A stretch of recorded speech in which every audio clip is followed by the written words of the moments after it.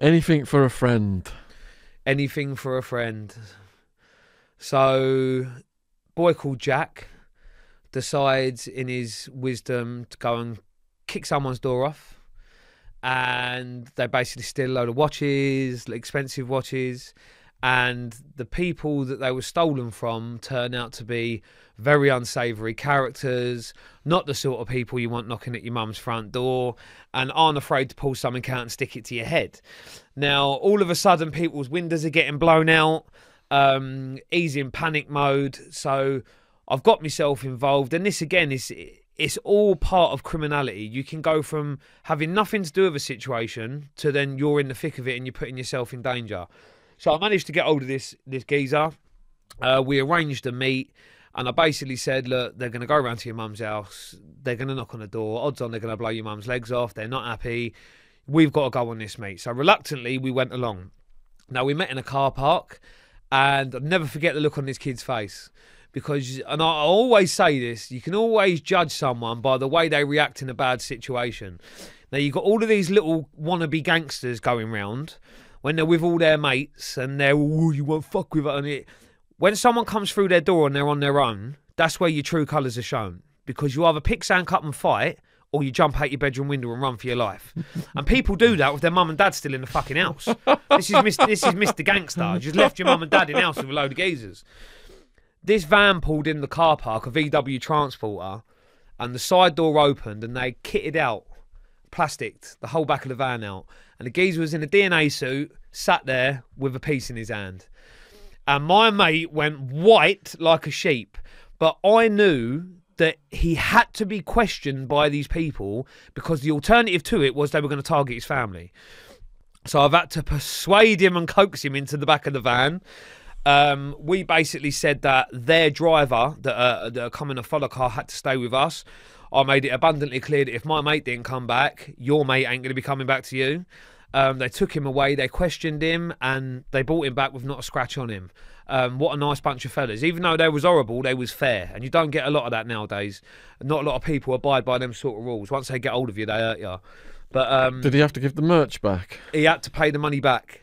And again, it's another thing that breeds crime. Because if you're going through someone's door and they've got 100 grand's worth of watches, how do you think they've got the money to buy them watches? It ain't from working in Sainsbury's. It's because odds on they're a big dealer.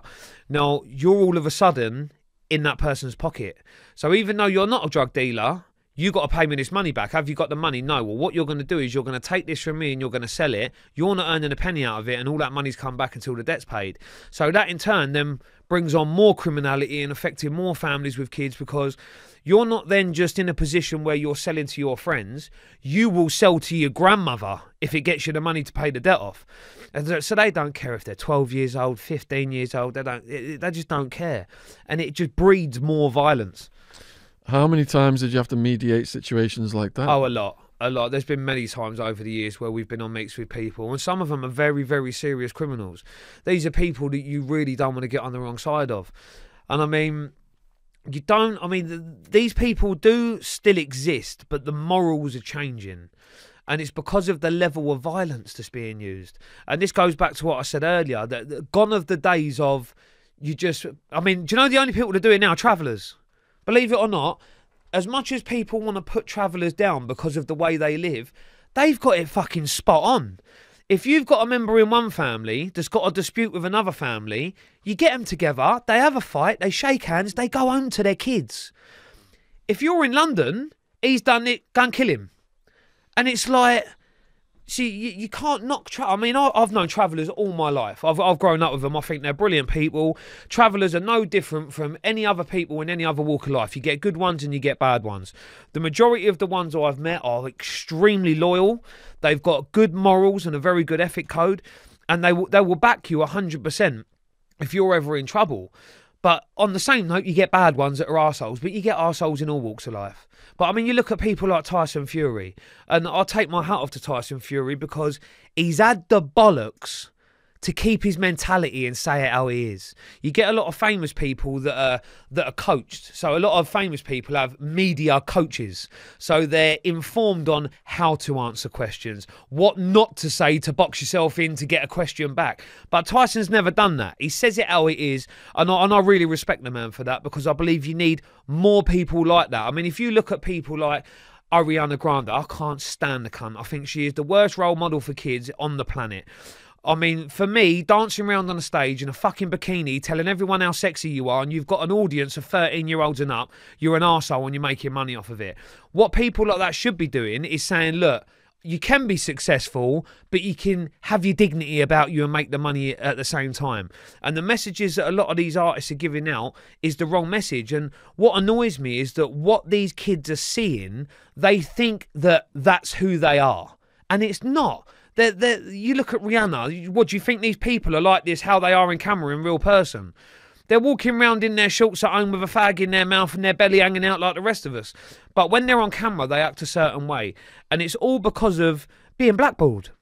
If you're famous and you say the wrong thing, you're discarded from the industry. And it's not because you've done anything wrong. It's because you've said it how it is. Now, in Tyson Fury's case, he can get away with that because he's the heavyweight champion of the world. You can't take that belt off of him unless he loses it in the ring, or unless he does something behavioural-wise for the governing bodies of the belt to strip it from you, which in his case did happen. But he still came back, and he even though he went through the depression and the drug addiction, he came back and he still continued to say it how it was, and I respect the man for that. Yeah, I watched him on True Geordie. Amazing interview. Brilliant man, brilliant man. You mentioned then you had to mediate a lot of situations. Yes. What was the most difficult one for you that you mediated, and what happened? That was one of the most, I wouldn't say difficult, but that was the most risky, because it was one of those situations where even though we knew people that knew both parties, the relationship wasn't strong enough to guarantee that when you pulled up in that car park, people weren't waiting to let off shots at you. So you was immediately putting yourself in danger.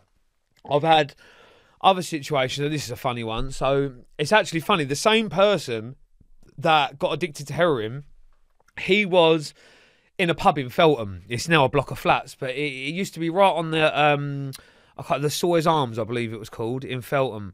And I'm with my mates, and I get a phone call, and it's Dan. And I answer the phone, and he's like, "I've got a problem." And I was like, "What problem you got?" He said, "I've been grabbed hold of two fellas. They're looking for you. And if you don't come to the pub now and see them, they're going to kidnap me." And I went, "Brilliant. Keep them there. We'll come down."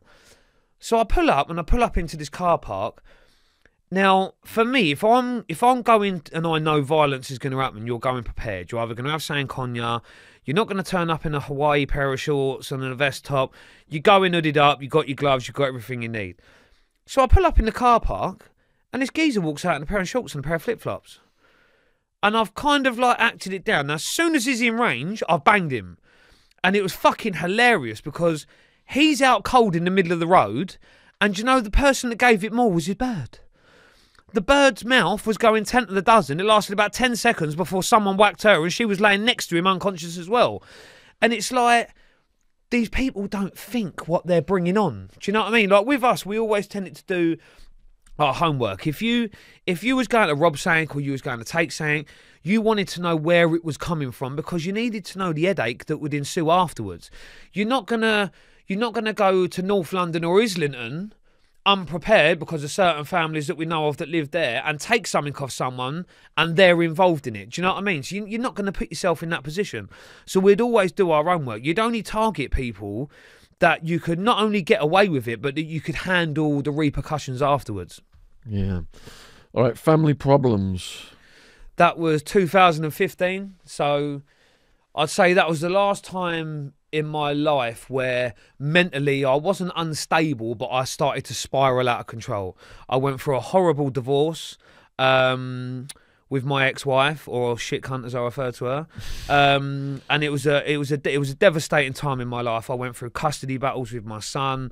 I lost all my possessions. I ended up getting banged up, and it was a very horrible time in my life. And if it hadn't have been for positive people around me and close friends, I could have easily have gone back to what I knew best.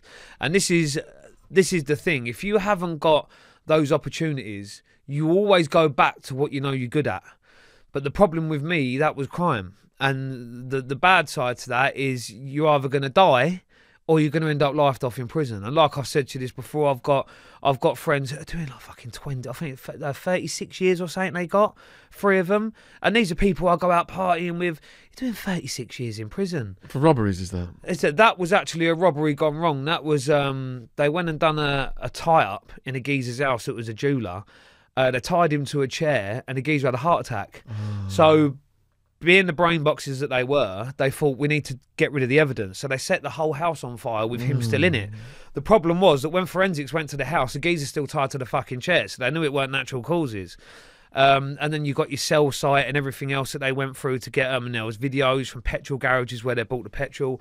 But they got like 36 years. You're just going to be like 60, 70-year-old when you get out. And it's like, it's just a never-ending cycle of shit. And I call it, like, prison is like the pause button on your remote. So if you watch EastEnders and you want to nip out to the kitchen on your live TV, you press pause, you go and do what you got to do, you come back, and then you pick up from where you left off. That is what prison is. It's not a deterrent. It's not a way of deterring criminals away from criminality. You're literally pressing pause, because the second they get out, they're carrying on from where they left off. I like that description. So, out to prove a point. Yeah, and this goes back to the custody battles and the situation I was in at the time. I had to sit down and I had to decide where my life was going. Did I carry on doing what I was doing? Did I carry on pursuing criminality to fund a lifestyle? Or did my kids have to start coming first? And for me, it was a no-brainer. Your kids come first. I didn't want to be that person that was having their kids constantly brought up on prison visits and trying to maintain a relationship and give them fatherly advice. How the fuck can you give fatherly advice from a prison cell? Don't you do it, and I'm sitting in a cell. I mean, it's not exactly a role model. So I had to decide at that point that enough was enough. And it was. And I mean, the way criminality is now, it's 100 times harder to do anything and get away with it. And the difference is, I would say, was 20 years ago, if you went to do something and you didn't get arrested at the scene, odds on you get away with it. But the technology that you have now, it's not the actual offence that gets you nicked. It's the after bit. If you don't know what you're doing afterwards, whether it's getting rid of merchandise, telling the wrong people, you get nicked. And a classic example is the Hatton Garden heist. You've done the job to perfection and then you fucked it up afterwards and brought it all on top for yourselves. And now the technology they've got, you're fighting a losing battle. I mean, I can't stress enough to these kids that you could go 2 years, you could go 5 years, you could go 10 years without getting a nick. But eventually, someone's going to open their mouth. Someone's going to get nicked. And to get out of that charge, they're going to drop your name. And now they're on ya. And when they're on ya, they're on ya. They ain't going to leave off. They want to come for everything you've got. They want to take you away from your family. They want to put you behind bars. So for me, it's risk reward. Do you know what I mean? And this is what I just don't get with these killings. I don't get it. Do you honestly think you're going to kill someone? And this is the bit that I don't get. So you go and stab someone to death and you get away with it. You don't get arrested. But the people that are doing it then believe it's upping their reputation. But in order for it to up your reputation, people need to know that you've done it. And one of those people that you know have done it, they're going to get a nick and they're going to go, listen, I know someone who got murdered and I know who done it. You're going to get nicked. So now you've got this big hard man reputation, but now you're lifed off. So your reputation might get you the triangle for the next pool game on association, but it ain't helping you outside. Do you know what I mean? And it's got to stop. It depresses me, and it really does anger me. And I mean, I was at home the other night, and one of my mates brought it up, and I physically got agitated with it because I'm sick to death of seeing these young kids die, and they're like 14, 15-year-old kids, and they're being murdered for what? And something needs to be done about it because, like I say, it's going to get worse, and it's going to get worse really bad. A slight blip. A slight blip was the armed robbery charge, with all the good intentions in the world. I'd gone the right way. I had my own place. I was working. I was doing everything the right way. I go to buy a fucking Rolex watch and I get a gun pulled on me. And it's like, you try and get away from it and you can't get away from it. Do you know what I mean? And again, it comes back to what I was saying about the 999 call. I got arrested and I get taken to Loddon Valley Police Station. And the first thing the police officer says to me is, well, why didn't you call the police? And I'm like, the geezer's got a gun to me.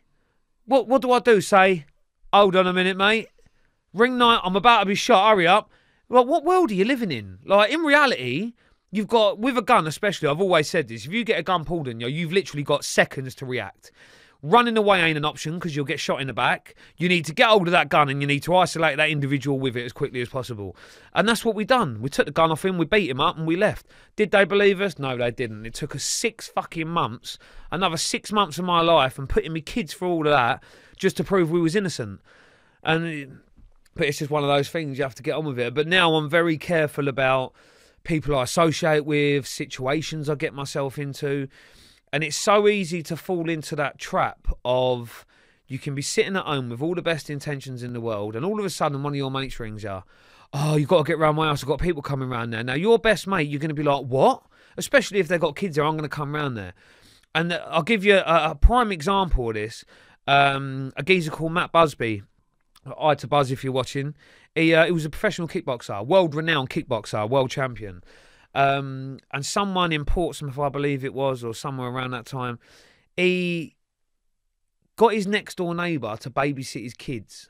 And the kid come back and said this geezer had attempted to come into the bedroom and do things to this child that shouldn't be done. Now, Buzz, with all the best intentions in the world, thought we'd go round there and we'd give him hiding. He's kicked him in the head once, killed him stone dead. He's done 20 years. Like, he's out now, but I need to put it across that any situation can escalate to that level so quickly, and before you know it, it's done, and there's no taking it back. So for me now, it's isolating myself to the point of I'm only dealing with people that are a positive influence on my life, people that are not really doing stuff at a high level, because like I said, you can be hanging around with them, then you're guilty by association, you're pulled into a conspiracy charge. So I'm very careful about who I talk to and what I do now, because I have to be.